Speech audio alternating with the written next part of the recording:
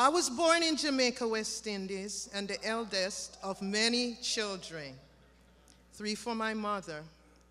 I grew up in a dysfunctional home where there was not much expressed love, a haven for low self-esteem from constant criticism and physical abuse. One without a mother, as my father took us to be raised by him and my grandmother. Nevertheless, I have fond childhood memories of school, friends, and community. I believe I had a deep sense of God from an early age. I went to my grandmother's church and also listened to the children's services on the radio, like the Children's Bible Club. I remember riding to the station to ask questions about God. As a teenager, I visited my aunt, who was a minister of an evangelical church, and I became a part of that church for some years, and even went to Bible school. I learned a lot of the scriptures. Looking back, though, I realized I had a faith in God, but my heart was not set on pleasing God and loving Him with my whole heart. After years of being in that church, I gradually walked away. I was still living a sinful life while in church. I gave in to temptations, but I felt that I had no one to turn to for help.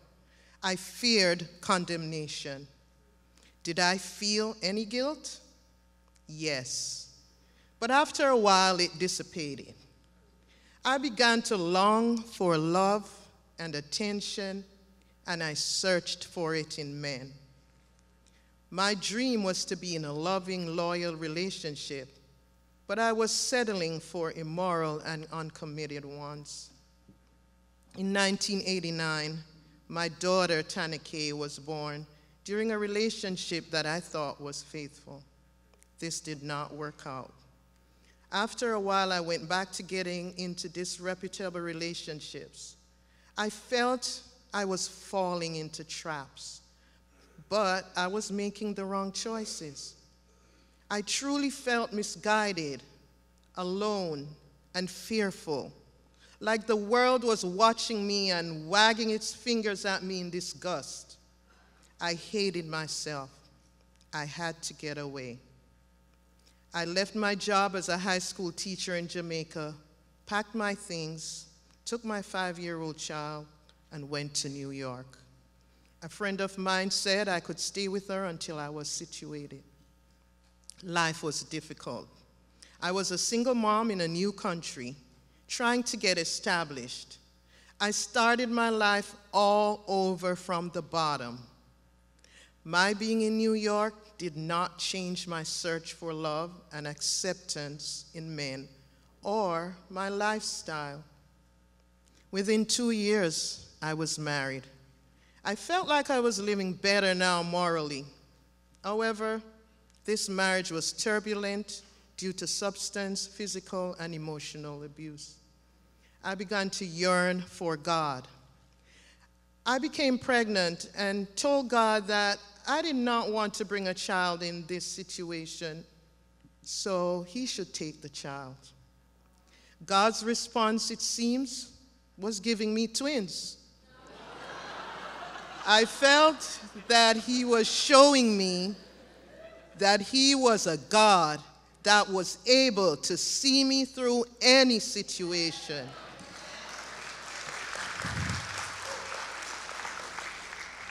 In April of 1997, my twins, Nova and Raekwon, were born. I saw God's love and I felt His care. I made the decision that I wanted my life to change. I started going to a church nearby, but I was still missing something. Years went by and the abuse continued. I was not happy. My husband then and I were separated due to this abusive behavior. During the rough times, I met a gentleman on the train who was kind enough to offer up his seat to me and the twins. We struck up a conversation. The long and short of it, we became good friends and a serious relationship ensued. His name was Andrew. He was caring and attentive, much of what I was looking for. I thought that God must have sent him, but this was another immoral relationship that I was ascribing to God. I was still married, and the man that I had was not my husband. I learned that he used to be a part of the New York City Church of Christ, Brooklyn, and he had walked away. Everything seemed to be going well, but that good time came to an end as well. We went our separate ways.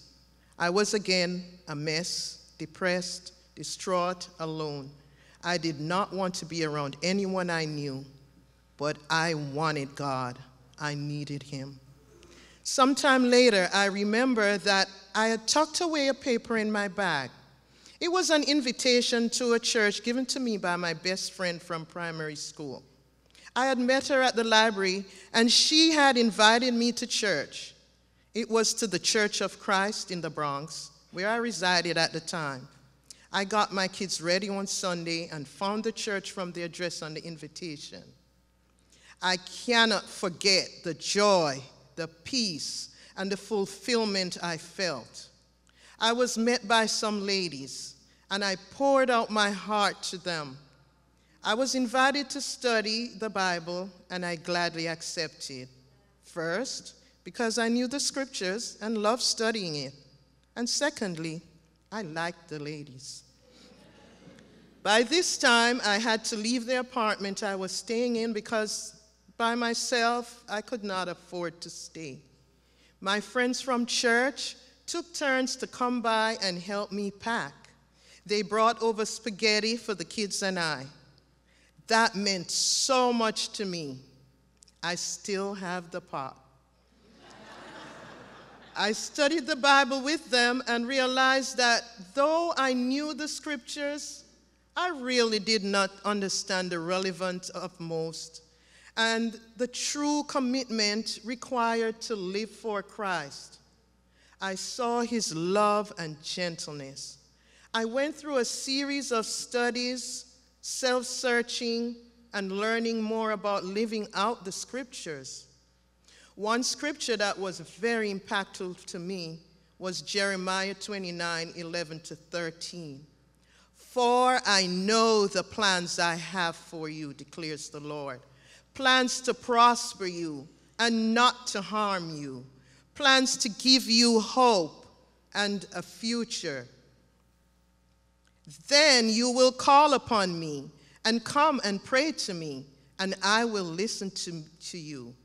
You will seek me and find me when you seek me with all your heart.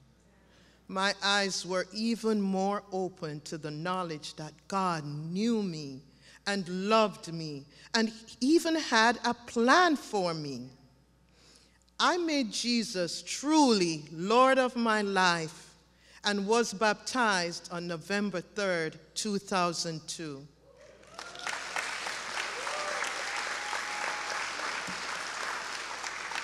I said, God, you know exactly what I was searching for and needed.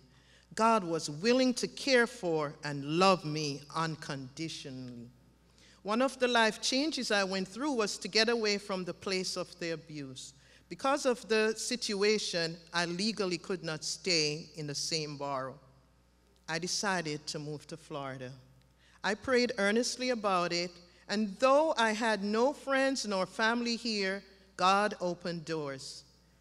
I and my family became a part of the Broward Church way before it was back in this building. The Broward Church became my family. Though I had no car then and was living in Miami, I never missed church. There was always someone willing and available to take us.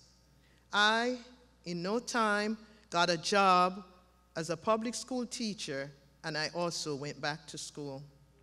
From the day I made Jesus Lord, I committed myself and my children to God. I was not only content, but I was also joyful. My life changed. My husband at the time came back to the family. I learned how to be a godly parent as well as a godly wife with the help of parenting classes, marriage classes, and the group Sarah's Daughters, which is a ministry for wives with unsaved husbands. However, 13 years later, he would leave the home. This time, I decided to dedicate myself to serving the Lord, to put my confidence in his faithful love for me. During my period of separation and divorce, God was my husband. Isaiah 54:5. For your Maker is your husband. The Lord Almighty is his name. The Holy One of Israel is your Redeemer. He is called the God of all the earth. I had to totally surrender myself to God and had found freedom in not looking for acceptance in men. Andrew, whom I had met on the train, had a great change of heart, repented, and was restored to Christ. In addition, he's now my husband. Thank you for listening to my story.